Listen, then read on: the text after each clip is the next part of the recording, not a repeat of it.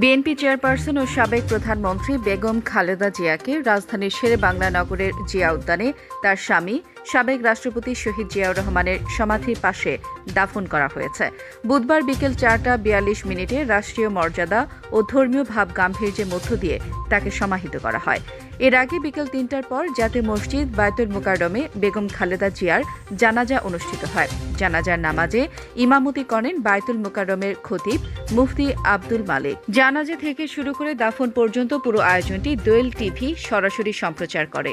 জানাজায় উপস্থিত ছিলেন অন্তর্বর্তী সরকারের প্রধান উপদেষ্টা ড মোহাম্মদ ইউনূস, প্রধান বিচারপতি জুবায়ের রহমান চৌধুরী, ৩ বাহিনীর প্রধান, উপদেষ্টা পরিষদের সদস্যরা, বিভিন্ন দেশের প্রতিনিধি ও রাষ্ট্রদূত, বিএনপির ভারপ্রাপ্ত চেয়ারম্যান তারেক রহমান, দলের শীর্ষ নেতারা এবং বিভিন্ন রাজনৈতিক দলের প্রতিনিধিরা। এ সময় মানিক মিয়া এভিনিউ ও এর আশেপাশের এলাকা, বিজয় সরণি, খামারবাড়ি, কারওয়ান বাজার, ফার্মগেট, শাহবাগ থেকে শুরু করে মোহাম্মদপুর পর্যন্ত জনসমুদ্রে পরিণত হয়। বিপুল সংখ্যক মানুষ যে যেখানে পেরেছেন সেখান থেকেই জানাজায় অংশ নেন। জানাজার আগে বিএনপির স্থায়ী কমিটির সদস্য নজরুল ইসলাম খান বেগম খালেদা জিয়ার দীর্ঘ রাজনৈতিক জীবন ও অবদানের কথা স্মরণ করে সংক্ষিপ্ত বক্তব্য দেন।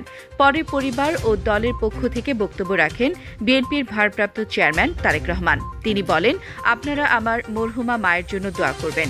কারো কাছে আমার কোনো ঋণ থাকলে আমার সঙ্গে যোগাযোগ করবেন, আমি পরিশোধ করব। কেউ আমার মায়ের আচরণে বা কথায় কষ্ট পেয়ে থাকলে তার পক্ষ থেকে আমি ক্ষমা প্রার্থী। সবাই তার জন্য দোয়া করবেন। এর আগে দুপুর ১:৪০টার দিকে কঠোর নিরাপত্তার মধ্য দিয়ে খালেদা জিয়ার মরদেহ জাতীয় সংসদ ভবনের দক্ষিণ প্লাজায় নেওয়া হয়। লাল সবুজ রঙের জাতীয় পতাকায় মোড়ানো মরদেহটি একটি ফ্রিজার ভ্যানে বহন করা হয়। সেনাবাহিনী হিউম্যান চেইন তৈরি করে রাষ্ট্রীয় প্রোটোকলে মরদেহ বহন করে নিয়ে যায়।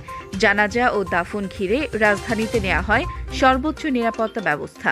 রাষ্ট্রীয় মর্যাদা, দলীয় সম্মান ও মানুষের ভালোবাসায় শেষ বিদায় জানানো হয় দেশের অন্যতম প্রভাবশালী এই রাজনৈতিক নেত্রীকে।